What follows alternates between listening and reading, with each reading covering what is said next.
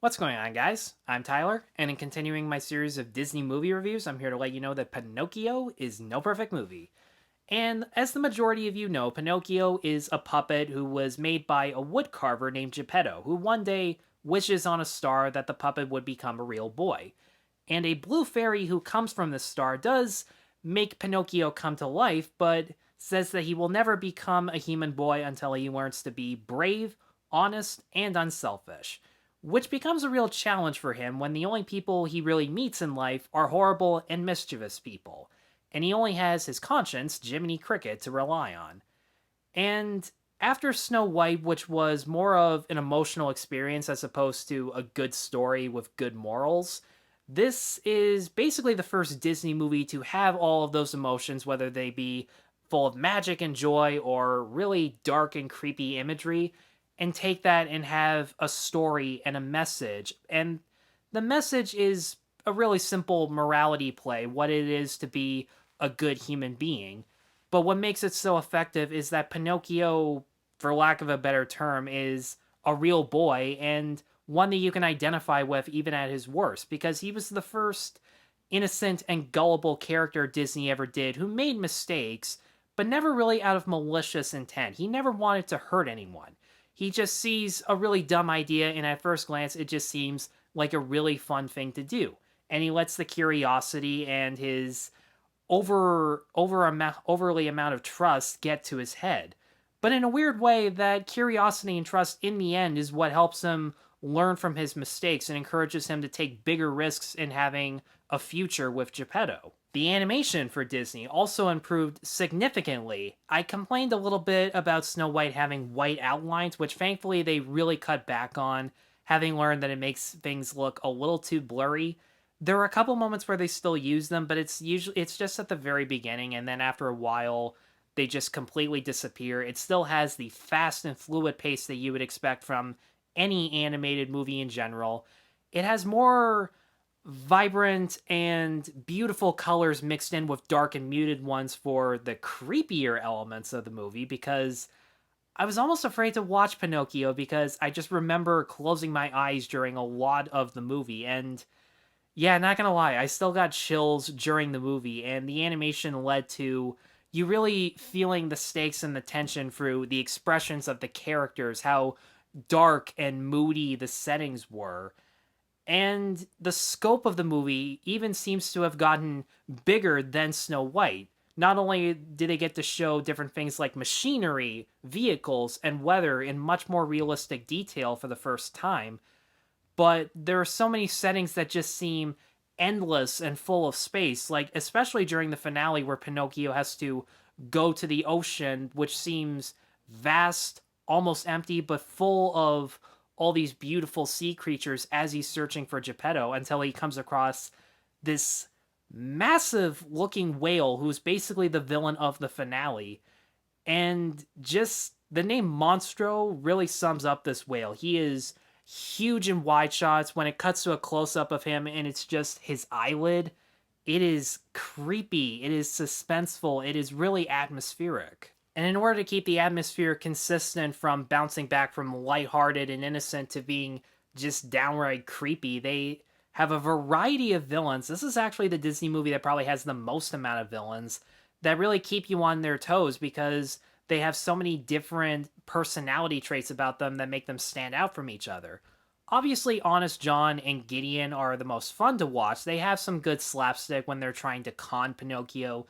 The guy who plays John actually has this charismatic voice that makes you legitimately believe that he can fool the same person twice, which is important as a con artist in a movie because he does just that.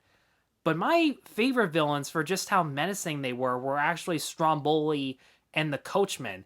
The animators were so good at drawing characters who had to stay soft-spoken and composed at very key moments, and then at the very last second, they just completely lash out whenever it is necessary or whenever they have just had enough of what's going on. Stromboli has this, I don't want to say repulsive design because admittedly it's a really racist depiction of gypsies, but regardless of the giant lips, his incredibly tall stature and very boisterous voice are what make you kind of want to listen to him, but stay away from him at all costs because you can tell that something's up with him. And as for the coachman, dude had one of the slimiest voices I've ever heard in a Disney movie that, again, still makes him sound charming when he's soft spoken, but when he reveals his true self and his face just goes completely red, you just feel nothing but fear when you're looking at him. And when you really catch on to what his goal is, which, by the way, did anyone notice when he was taking the kids to Pleasure Island that he was driving a cart of donkeys?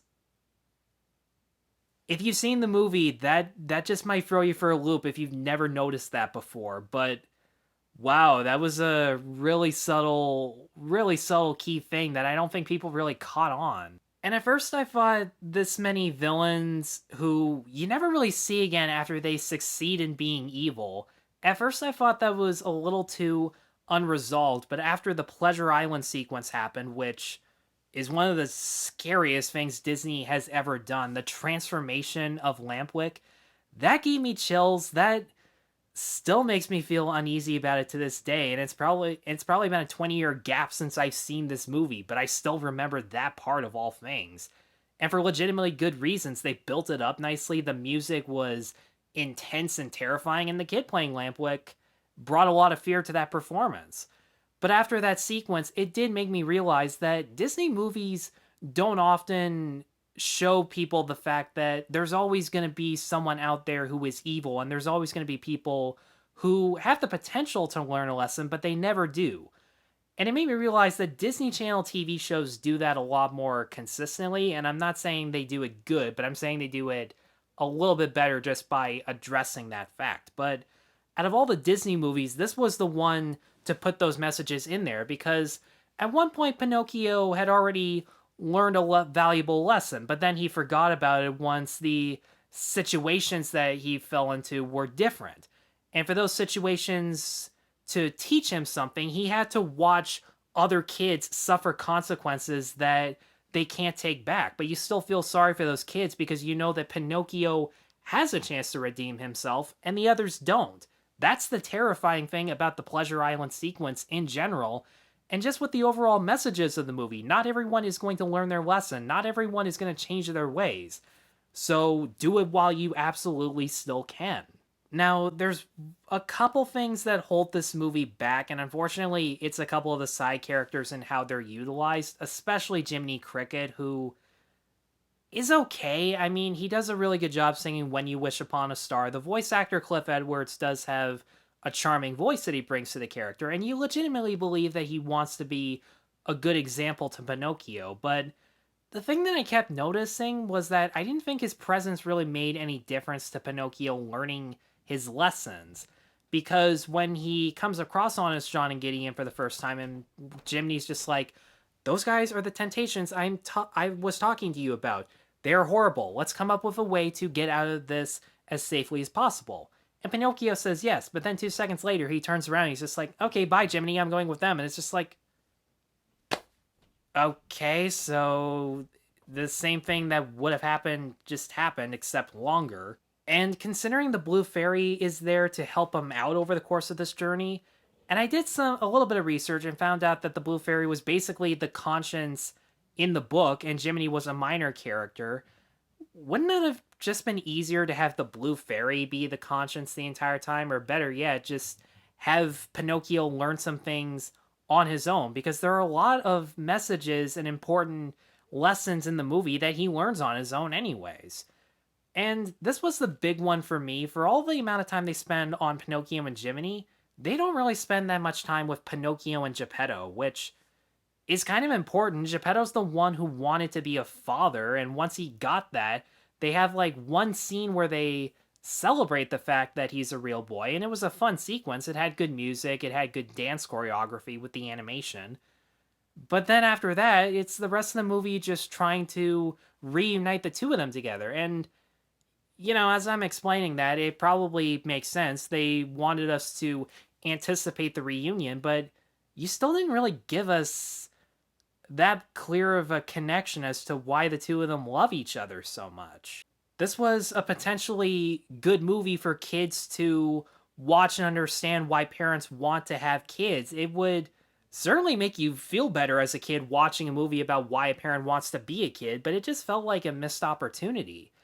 And thinking about that made me realize that Pinocchio didn't always know which characters to help him as a main character focus on his journey and what it takes to be a selfless, honest, and brave human being. But it doesn't really change the fact that Pinocchio is still a pretty good coming of age story that brings a smile to your face and also makes you sit back and feel uncomfortable by some of the rough things people have to go through in life in order to learn a lesson. But nonetheless, it is still a really good Disney movie, and for all those reasons, I'm going to give Pinocchio a 4 out of 5. Guys, thanks as always for watching. If you have seen Pinocchio, do let me know in the comments below what you thought of it. Be sure to stay tuned for more Disney reviews, and be sure to like and subscribe. Take care.